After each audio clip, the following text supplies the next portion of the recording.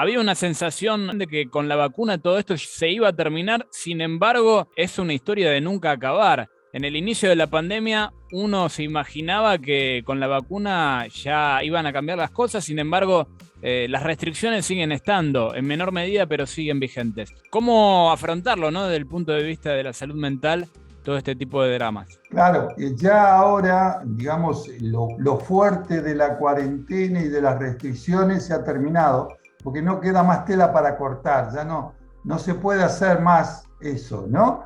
Quedarán restricciones localizadas o puntuales en determinado momento, pero ya la gente no puede soportar más las restricciones estrictas, ¿no? Y ahora hay que convivir con la pandemia.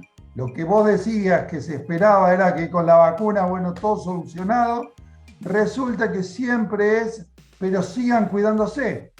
Tengas o no tengas la vacuna, siempre sigan cuidándose. Por lo tanto, convivir con la pandemia y convivir con el virus significa yo no puedo seguir bloqueando mi vida emocional, mi vida económica, mi vida afectiva en relación al virus. Eso lo puedo hacer coyunturalmente. Pero esto fue casi una cuarentena eterna durante un montón de tiempo y ha traído gravísimas consecuencias en lo económico y en lo afectivo.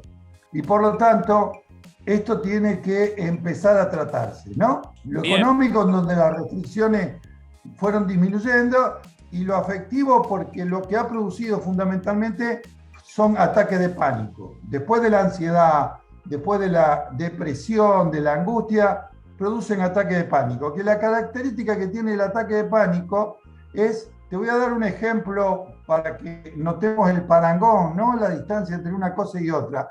Si estuvieras en un avión y el piloto del avión, no lo va a decir nunca, ¿no? Pero nos queda 10 segundos porque vamos a estrellarnos. ¿Qué pasaría con todos los tripulantes que están en el avión? Le agarraría un ataque de pánico, ¿sí?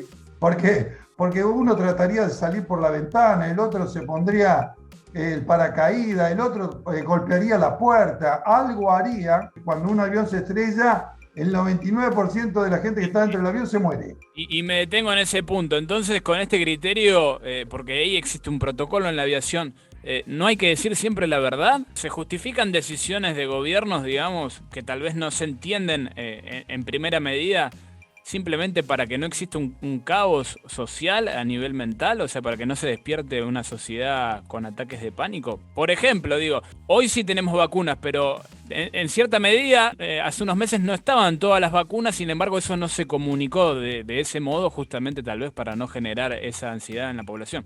Yo creo que acá interviene mucho más la conveniencia política, ¿no? Y no pensar en nosotros. Pero eso va para otro tema, ¿no? Esa es Porque, otra cuestión. digamos, yo puedo decir que van a venir 60 millones de vacunas, así como puedo decir que China está lejos, y que no nos va a tocar, ¿no? Que va a tardar mucho. Y yo creo que no tomar en cuenta el tiempo veloz que sucede en estos momentos y la conveniencia de cada uno de los países que van a entregar la vacuna cuando les convenga. Cuando no les convenga, no lo van a hacer. Sabemos que estamos en un sistema de consumo y los laboratorios hacen lo que les conviene, ¿no?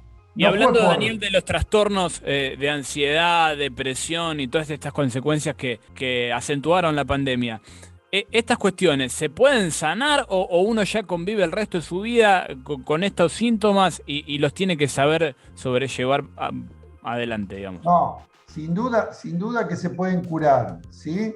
Lo que pasa que no hay que olvidarse que a nosotros de golpe, sin la iniciativa de nosotros, nos hicieron frenar como si fuera un auto a 200 kilómetros por hora y nos pusieron una pared. Entonces, ¿qué es lo que pasa? Salen todos despedidos por el parabrisas a 200 kilómetros por hora y pasás a 0 kilómetros. Te detenés. Y entonces tenés que cambiar toda tu habitualidad.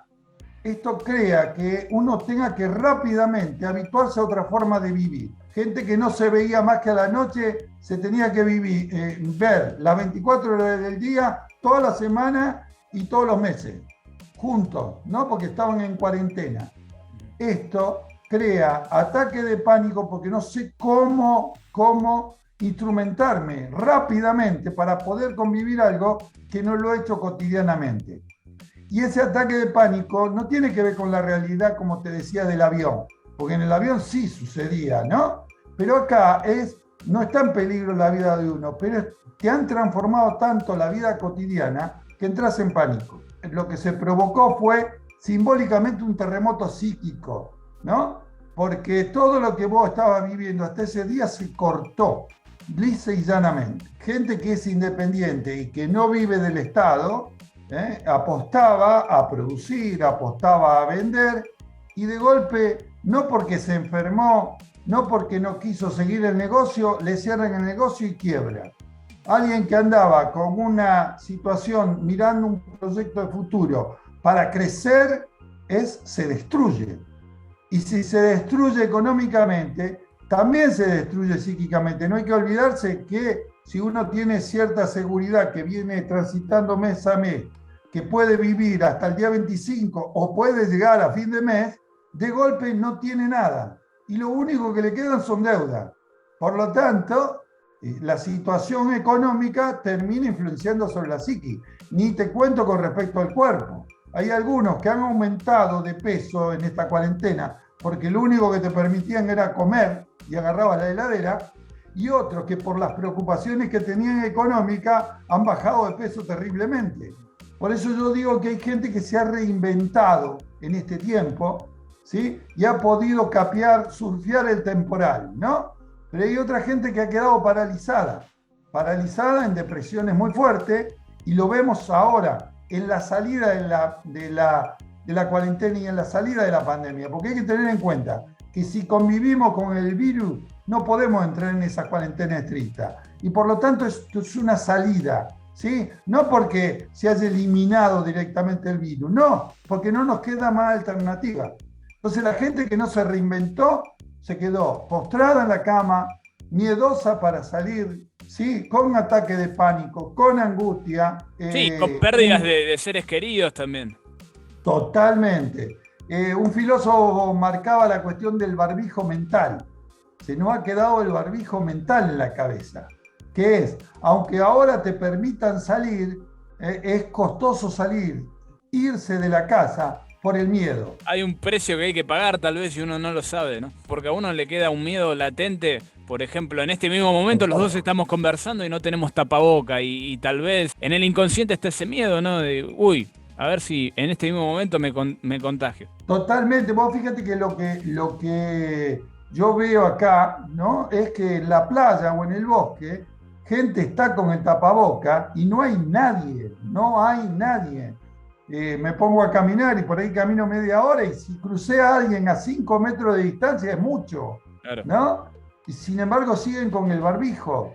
Sí. Esto crea una situación de ansiedad y de angustia y de estrés, que el estrés es bueno. Si yo veo un león, es bueno el estrés porque salgo rápido corriendo, pero si yo no tengo un león enfrente, el estrés constante se hace crónico, baja la defensa, y es más, da la oportunidad que te contagie más fácilmente. En este contexto, Daniel, ¿cómo podemos hacer para proyectarnos, ¿no? en un país en donde las circunstancias están bastante complicadas, incluso en el día a día, y en un contexto mundial en donde hay muchos que dicen, bueno, me voy de la Argentina y me voy a otro país del mundo, digo, pero el mundo está revolucionado también. ¿Cómo la gente está revolucionada al mismo tiempo? ¿Cómo podemos proyectar justamente un proyecto de vida en un contexto de tanto cambio y de tanta consternación? Bueno, a nosotros en este tiempo lo que no han quitado es el futuro. Vivimos siempre en el hoy, en el presente. Si uno puede hacerse proyecciones pequeñas para mañana o pasado, que puede ser voy al gimnasio o camino, depende de las restricciones que tenga en un momento o en otro, que puede ser, bueno, empiezo a trabajar online, que muchos lo hicieron, en la misma pandemia, que puede ser voy a visitar a un amigo, aunque lo tengo que visitar en el bosque a 3 metros de distancia. Todo este tipo de cosas, lo que vos puedas proyectar, ¿sí? Es importantísimo, porque la utopía, como decía un filósofo, la utopía no sirve para llegar al lugar, sino sirve para caminar, ¿sí? y todos nuestros proyectos que van a futuro hacen que nosotros caminemos hacia él. Seguro que no vamos a conseguir el 100% del proyecto, pero si nos orienta ya es un factor importantísimo, ¿tá? Porque no tener proyecto de futuro es lo que aparece de muchos jóvenes que agarran Ezeiza y se van.